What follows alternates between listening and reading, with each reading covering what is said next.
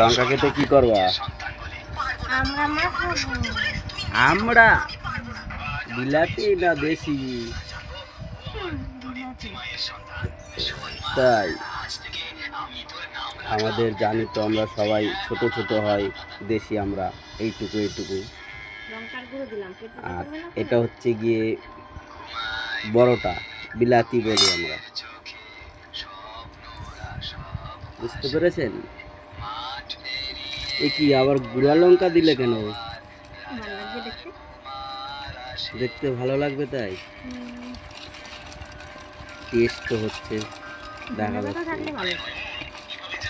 ধনের পাতা এখন কোথা থেকে বাবা? ধনের পাতা খেয়ে দেখো লবণ হয়েছে নাকি।